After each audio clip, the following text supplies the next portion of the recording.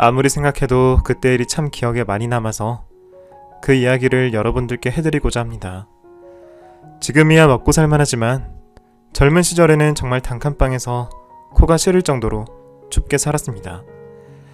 이불을 덮으면 냉기가 서려 몸이 벌벌 떨릴 지경이었습니다. 성실한 남편 하나 믿고 결혼한 게 어떨 때는 후회가 되기도 했습니다. 그때야 뭐 저만 힘든 거 아니니까 열심히 노력해서 하나씩 이루다 보면 언젠가 평범하게 살만해지겠지 싶은 마음에 밤낮 없이 식당 일부터 시작했습니다. 나름 요리를 곧 잘하던 편이라서 일을 하며 월급도 올리고 차곡차곡 경력을 쌓았습니다. 그렇게 10년을 일하며 목돈이 생겼을 때쯤 식당 사장님이 저에게 지금 가게를 그대로 물려받지 않겠냐며 제안을 하셨고, 감사하게도 쓰던 식기와 기구들을 그대로 물려주셨습니다. 대출까지 끌어가며 결국 작은 식당 하나를 차릴 수 있게 되었네요. 지금 생각해보면 그때 식당 사장님이 저에게 사기를 쳤어도 그냥 속아 넘어갔을 거예요. 하지만 감사하게도 저에게 도움을 주신 분들은 모두 진실된 분들이셨습니다. 인복이 좋았던 거죠. 아무튼 그 식당을 차린 것이 제 성취의 시작이었습니다. 그때부터는 아들 하나를 키우며 본격적으로 식당을 꾸려나가기 시작했는데요. 단골이 하나둘 생겨나더니 어떤 날에는 줄까지 서서 먹게 되는 식당이 되었고, 체인점 문의까지 받게 되었습니다. 운이 좋았는지 하늘이 도왔는지 시기적절하게 식당을 하던 건물을 괜찮은 가격에 매입을 할 수 있게 되었습니다. 그때부터 부동산에 눈을 뜨게 되면서 식당 확장과 더불어 점점 영역을 넓혀갔습니다. 그렇게 지금은 음식 관련 사업을 하게 되었네요. 나름 먹고 살만해졌을 때 제 나이가 50대였습니다. 20대, 30대, 40대를 통틀어 죽어라 일만 했습니다. 새벽 4시에 꼬박꼬박 일어나는 인생을 50이 다 되어서야 청산하게 되었으니 말 다 했죠. 자는 시간 빼고는 전부 일을 하다 보니 인생에서 보상을 주는 날이 오긴 하더라고요. 제가 살아온 이야기를 하는 이유는 하루아침에 돈을 번 게 아니라는 걸 보여드리고 싶어서입니다. 하지만 먹고 살만해지니까 남편의 투병 생활이 시작되었고, 병을 오랫동안 키운 남편의 몸은 만신창이가 되어 결국 저보다 먼저 가버리게 되었네요. 건강은 기다려주지 않더라고요. 모든 건 타이밍인데 그걸 놓쳐버리니 한동안 너무 힘들었습니다. 힘든 와중에도 해야 할 일이 있으니 끊임없이 일을 하곤 했습니다. 주변에서는 저더러 대장부 같다, 독하다 하지만 집에서는 남몰래 눈물을 많이 흘리곤 했습니다.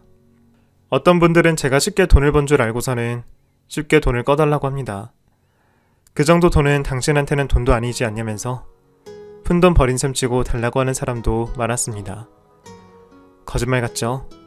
제가 돈을 벌면서 깨달은 건 인간은 생각보다 뻔뻔하고 체면이 없구나 하는 것이었습니다.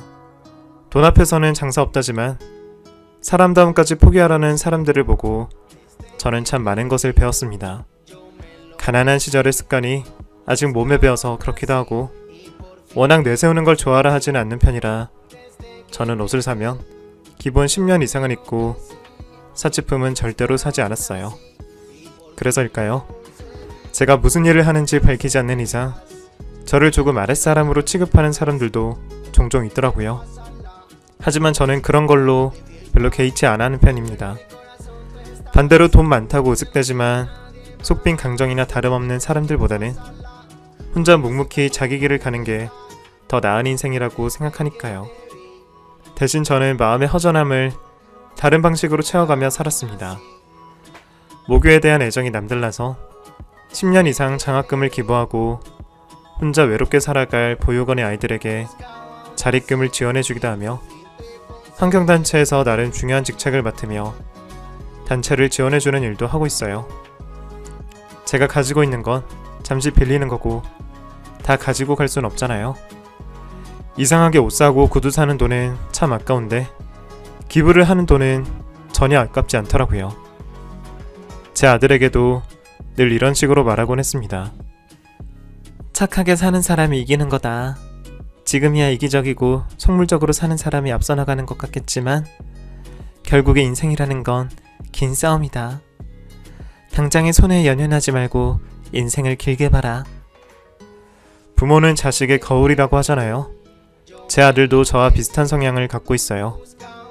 학창시절에 그 흔한 브랜드 운동화를 사달라고 한 적이 한 번도 없어서 제가 알아서 사주었더니 그걸 졸업할 때까지 주구장창 신는 거예요. 지독히도 나를 닮았구나 싶더라고요. 면티에 목이 다 늘어날 때까지 그것만 입고 다니길래 어느 날은 제가 뭐라고 한 적도 있습니다. 그거 입고 다니면 친구들이 뭐라고 안 해? 아직 입을만 한데 뭘. 너도 참 너다. 다 엄마 닮은 거지 뭐. 아까워서 못 버리겠어. 그랬던 아들이 급격하게 변했을 때가 있었어요. 바로 일을 시작하고 난 직후였죠. 대학 시절 아르바이트로 학원 강사를 하기 시작하더니 결국에 졸업하고 그 길로 들어서겠다고 하더라고요. 저야 뭐 아들이 뭘 하든 제 할 일만 잘하면 된다 싶어 무조건 응원했습니다. 20살 때부터 대학 등록금을 제외한 지원을 끊었더니 알아서 잘 해내더라고요. 어느 날은 아들에게서 낮에 한던 향수 냄새가 물씬 풍기는 겁니다. 분명 잘 보이고 싶은 사람이 생겼겠구나 싶어서 넌지시 물어본 적이 있어요. 너 요즘 낯설다. 내가? 안 사던 옷을 잔뜩 사고 구두까지 사신었잖아. 그거야. 이제 정규직으로 일을 하기 시작했으니까. 다른 이유가 있어서가 아니고? 아들은 얼굴을 붉히기 시작하더라고요. 어릴 때부터 거짓말을 못하는 성격 탓인지 몇 마디만 나눠봐도 금세 속마음을 들키곤 했습니다. 몇 번 추궁했더니 아들은 솔직하게 털어놓았습니다. 아니 그게 사실은 엄마, 내가 좋아하는 사람이 생겼어. 워낙 살갑고 친밀한 관계였기 때문에 아들은 학창시절부터 비밀스러운 이야기를 저에게 많이 해주곤 했습니다. 좋아하는 사람이 생겼다는 말에 궁금해지기 시작하더라고요. 그래? 어떤 사람인데? 그냥 예뻐. 그게 다야? 다른 게 더 필요해? 으이구 아들아, 사람을 볼 땐 마음을 봐야지. 겉모습만 보고 좋아하게 된 거야? 마음도 착한 것 같아. 나한테 간식도 먼저 주시고 말도 먼저 걸어주시고 지각했을 때 대신 핑계도 만들어주신다고. 고마운 사람이네. 그런데 그 사람한테 마음은 전달한 거야? 같은 학원 다니는 강사분이신데 워낙 바빠 보여서 그냥 조심스럽게 연락만 주고 받는 사이야. 그래, 아들이 좋아하는 사람이니 분명 좋은 사람이겠지. 엄마는 믿어. 하지만 엄마가 누누이 얘기했지. 사람과의 관계는 신중하게, 그리고 사람을 대할 땐 겸손하게. 알지? 그 후로 아들은 어쩔 땐 표정이 암울해 보였다가 어쩔 땐 설레 보였다가를 반복하며 하루하루를 보내더라고요. 짝사랑이 쉽지 않다는 걸 몸소 체험하고 있는 것 같았어요. 그러다가 얼마 후에는 주말마다 어디론가 나가더라고요. 부모로서 감지할 수 있었습니다. 그 사람과 잘 되고 있구나라는 것을요. 하지만 저는 아들의 연애에 일절 관여하지 않았습니다. 그랬더니 알아서 먼저 이야기를 해주더라고요. 엄마, 나 여자친구가 생겼는데. 그때 그 짝사랑? 그랬지. 조심스레 만나고 있어. 축하해. 그래서 요즘 주말에 외출을 자주 하는구나? 그렇게 됐네. 그나저나 엄마한테 소개시켜줄까 하는데. 글쎄, 나는 아들의 여자친구를 너무 섣부르게 보고 싶지가 않아. 진중하게 만나보고 이 사람과 결혼을 해야겠다는 확신이 들 때 그때 소개시켜줘도 늦지 않은 것 같은데 어때? 그건 그렇지. 나에게 며느리가 생긴다면 이런 상상을 그때 처음 해봤던 것 같아요. 저는 워낙 좋은 시어머니를 만나서 딱히 시집살이 없이 편안하게 잘 살았는데 저도 저희 시어머니처럼 잘할 수 있을까 싶은 걱정도 들더라고요. 요즘에는 간섭을 하지 않는 게 도와주는 거라고 하잖아요. 그래서 저도 일체 간섭을 하지 않고 응원만 해주며 지냈습니다. 아들은 기념일마다 여자친구에게 선물을 갖다 바치더라고요.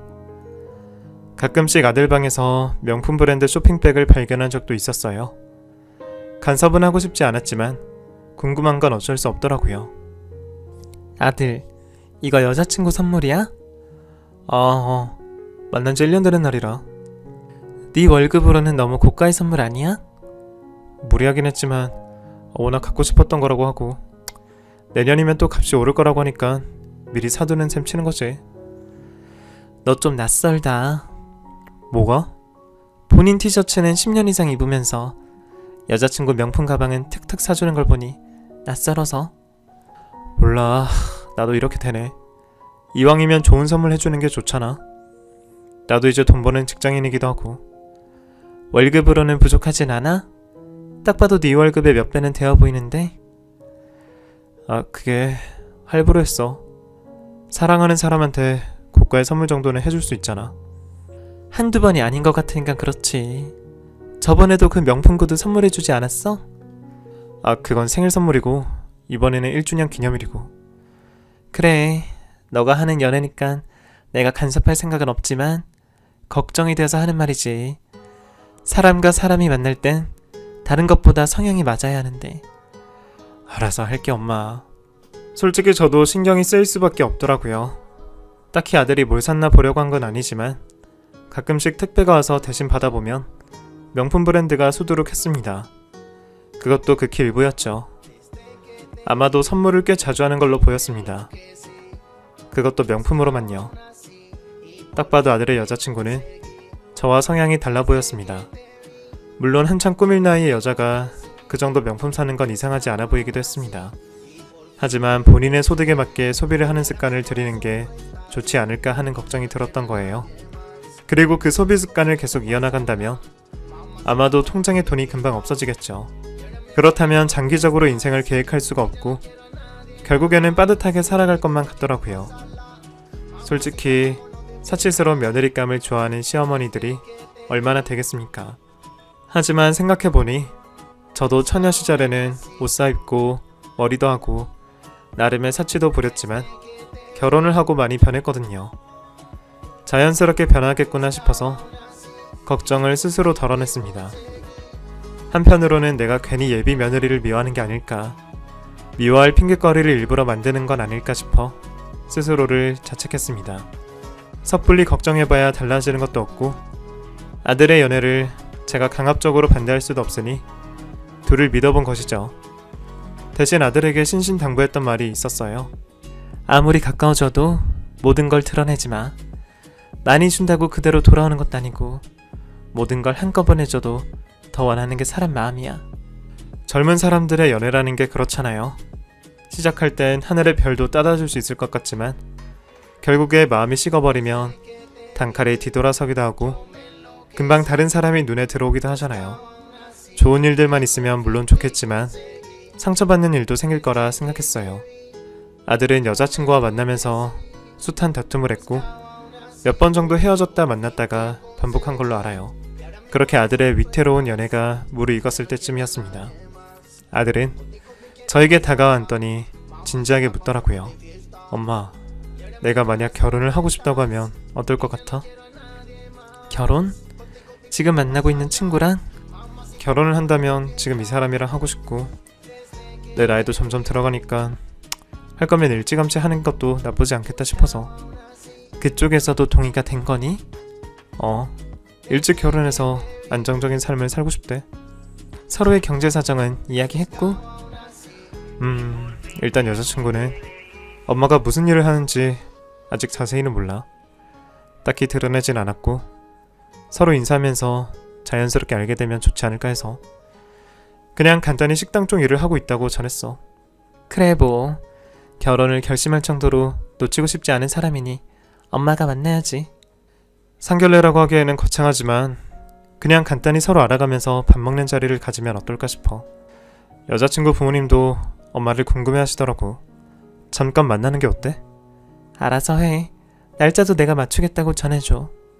그 이야기를 한 후 며칠이 지나고 아들은 저에게 날짜를 하나 알려주더라고요. 그날 오후에 식사 자리가 잡히게 된 것이죠. 그런데 가만 보니 그날 오전에 저에게 일정이 하나 있었습니다. 유기견 보호소의 봉사활동 일정이 있었던 거예요. 그게 아주 오래전부터 잡아놓은 일이라 미룰 수가 없겠더라고요. 그래서 그날은 하루에 2가지 스케줄을 소화하기로 결심했습니다. 그때는 알지 못했습니다. 2가지 일정을 소화하느라 예비 며느리에게 파혼을 당할 것이라는 걸요. 그날 당일이 되어 저는 아침 일찍부터 봉사활동을 갖고 하다 보니 시간이 지체되어 예상보다 늦은 시간에 끝이 나버려서 서둘러 식사 장소로 차를 끌고 갔습니다. 그러다 보니 옷을 갈아입을 시간이 없었어요. 좀 단정하게 입고 갔어야 했나 싶기도 했지만 집에 들릴 시간이 없기도 했고 옷을 사느라 늦는 것보다는 시간에 맞게 도착하는 게 더 낫겠다는 판단을 내렸습니다. 그렇게 한식집 룸의 문을 열고 들어가는데 아들과 여자친구가 먼저 와서 앉아있더라고요. 그때 순간적으로 느꼈습니다. 저를 위아래로 훑는 아들 여자친구의 시선을요. 물론 제가 조금 신경을 못 쓴 것도 잘못이지만 사람을 처음 보자마자 노골적으로 쳐다보는 게 솔직히 기분은 상하더라고요. 아들은 상황을 수습하듯 일어나서 저에게 말을 걸었습니다. 여자친구 부모님께서는 지금 주차 중이시래. 곧 오실 거야. 제가 맞은편에 앉으니까 여자친구는 저에게 떨떠름한 표정을 지어 보이며 묻더라고요. 안녕하세요. 어디 다녀오셨나봐요? 봉사활동을 좀 다녀와서 차림새가 좀 그렇죠? 늦을까봐 바로 왔는데 옷을 단정하게 갈아입고 올 걸 그랬나? 곧 저희 부모님도 오실 텐데요. 아무리 그래도 처음 뵙는 자리인데 어쩌나. 근데 내가 옷이 별로 없어서 갈아입고 와도 별반 다르지 않을 텐데. 식당 일 하신다고. 맞아요. 장사를 하다 보니 꾸밀 줄을 몰라. 아, 네. 그때부터 저는 느끼고 있었습니다. 아들의 여자친구의 표정이 좋지 않다는 것을요. 하지만 거기서 분위기를 먼저 흐릴 순 없어서 최대한 맞춰주려고 노력했습니다. 그런데 갑자기 여자친구가 저를 보며 한마디 하더라고요. 죄송하지만 저는 안 될 것 같습니다. 안 될 것 같다니? 솔직히 얘기할게요. 사람이 착하고 순수해서 오빠를 만나고 있긴 하지만 결혼은 다른 문제라고 생각해요. 오늘 이런 자리를 마련한 것도 저에게는 큰 용기였는데 이렇게 저를 무시하시는 건 아니라고 봅니다. 무시라니? 내가? 언제? 지금 이 상황 저한테는 굉장히 무례하게 느껴져서요. 내가 지금 말을 못 알아듣는 건가?